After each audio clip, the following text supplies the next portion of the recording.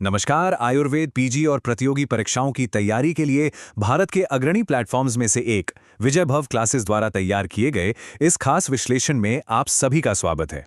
आज हम जिस विषय पर बात करने वाले हैं ना, वो सच में आपको हैरान कर देगा। जरा सोचिए, हजारों साल पहले जब कोई अल्ट्रासाउंड या माइक्रोस्कोप नहीं था, तब क्या ये जानना मुमकिन था कि मां के गर्भ में एक शिशु महीने दर महीने कैसे विकसित होता है? खैर, प्राचीन आयुर्वेदिक ग्रंथों में मासानुमासिक गर्भ वृद्धि का पूरा वर्णन मिलता है। आज हम सीधे इन प्राचीन ग्रंथों की तुलना हमारी मॉडर्न मेडिकल साइंस से करेंगे, और यकीन मानिए, जो समानताएं हम देखने वाले हैं वो सच में होश उड़ा देने वाली हैं।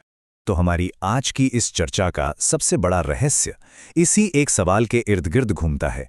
आखिर कैसे बृहत्त्रयी के उन प्राचीन ग्रंथों ने आधुनिक चिकित्सा उपकरणों के आविष्कार से सदियों पहले सेल्यूलर लेवल पर गर्भधारण का इतना सटीक वर्णन कर दिया? ये एक ऐसा रहस्य है जिसे देखकर आज के बड़े बड़े वैज्ञानिक भी दांतों तले उंगली दबा लेते हैं।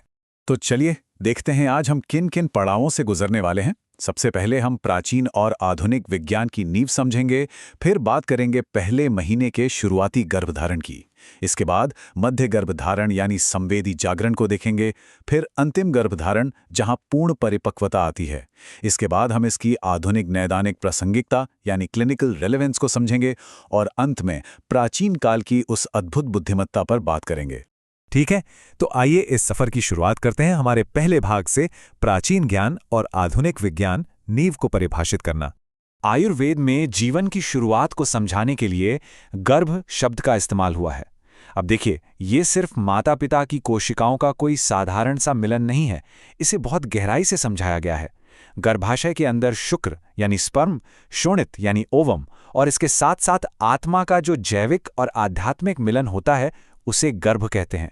और पता है, सिर्फ 2 कोशिकाओं से लेकर एक पूरे शिशु के बनने की इस अद्भुत प्रक्रिया को गर्भावक क्रांति का नाम दिया गया है।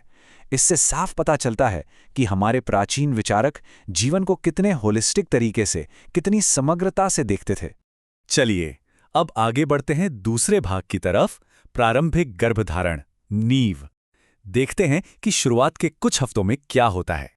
पहले महीने के विकास को समझाने के लिए प्राचीन ग्रंथों में बहुत ही कमाल की उपमाओं का यानी एनालॉजीज का इस्तेमाल किया गया है। उन्होंने भ्रूण के विकास को दिनों के हिसाब से मापा है। पहला दिन, 7वां दिन, 10वां दिन और फिर पहले महीने का अंत। बिना किसी मशीन के इतने छोटे टाइम फ्रेम को मापना अपने आप में अविश्वसनीय है। अब जरा ग्रंथों में दी गई इन एनालॉजीज पर गौर कीजिए। शुरुआत में शुक्र और शोणित के मिलने से कलल बनता है। ग्रंथों के अनुसार पहले दिन ये बिल्कुल किसी जली जैसा दिखता है। फिर 7 दिनों के अंदर ये थोड़ा झागदार हो जाता है, और 10वें दिन तक आते आते ये एक पिंड या बोलस का रूप ले लेता है। पहले महीने के अंत तक ये पूरी तरह से ठोस हो जाता है। अब अगर हम आज की मॉडर्न एम्ब्रियोलॉजी की बात करें तो उसमें भी सेल्यूलर क्लीवेज और ब्लास्टोसिस्ट के बनने का बिल्कुल ऐसा ही वर्णन मिलता है ना कमाल की बात? अब इस दूसरे महीने की तुलना को ध्यान से देखिए। आयुर्वेद कहता है कि जो ठोस आकार बना था वो अब अलग अलग रूप लेने लगता है, जिससे बच्चे का बायोलॉजिकल सेक्स तय होता है। अगर ये पिंड के आकार का है तो पुरुष, पेशी के आकार का है तो महिला, और अगर ये अर्बुद के आकार का है तो नपुंसक। वहीं दूसरी तरफ हमारी आज की मॉडर्न साइंस भी ठीक यही कहती है कि दूसरे महीने में प्रारंभिक टिश्यू और स्ट्रक्चर्स बनने लगते हैं और जननांगों का विकास शुरू हो जाता है। मतलब दोनों प्रणालियां शब्द भले ही अलग इस्तेमाल कर रही हों, लेकिन बात एक ही बायोलॉजिकल सच्चाई की कर रही हैं। अब समय है तीसरे भाग का, मध्य गर्भधारण, संवेदी जागरण। ये वो समय है जहां चीजें सच में बहुत तेजी से बदलती हैं। प्राचीन और आधुनिक ज्ञान के बीच की समानताएं यहां आकर तो एकदम परफेक्ट हो जाती हैं। आयुर्वेद में लिखा है कि तीसरे महीने में 5 कलियां विकसित होती हैं, 2 हाथ, 2 पैर और 1 सिर, और इसके साथ ही सारी इंद्रियां भी प्रकट होने लगती हैं। अब मॉडर्न साइंस को देख लीजिए, वो भी 12 हफ्ते यानी करीब 3 महीने के माइलस्टोन पर यही कहती है कि हाथ, पैर, सिर और यहां तक कि उंगलियां भी पूरी तरह से बन जाती हैं। एकदम सटीक मैच। और हाँ, एक और दिलचस्प बात, प्राचीन ग्रंथों में सिर्फ शारीरिक अंगों के बनने की ही बात नहीं है। अष्टांग हृदय के अनुसार इस समय भ्रूण में सुख और दुख महसूस करने की क्षमता भी आ जाती है। ये बात आधुनिक विज्ञान के उस फैक्ट से 100% मेल खाती है, जहां कहा जाता है कि तीसरे महीने में भ्रूण का नर्वस सिस्टम डेवलप होने लगता है और वो टच या स्पर्श के प्रति रिएक्ट करना शुरू कर देता है।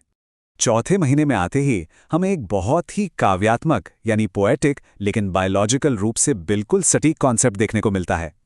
आयुर्वेद में इस दौरान गर्भवती महिला को दोहरीदिनी कहा गया है। दोहरीदिनी मतलब वो महिला जिसके पास दो दिल हैं।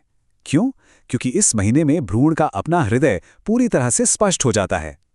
मॉडर्न साइंस भी तो यही कंफर्म करती है कि चौथे महीने में भ्रूण के रिफ्लेक्सेस मजबूत हो जाते हैं, पसीने की ग्रंथियां बनती हैं और उसका तेजी से विकास होता है।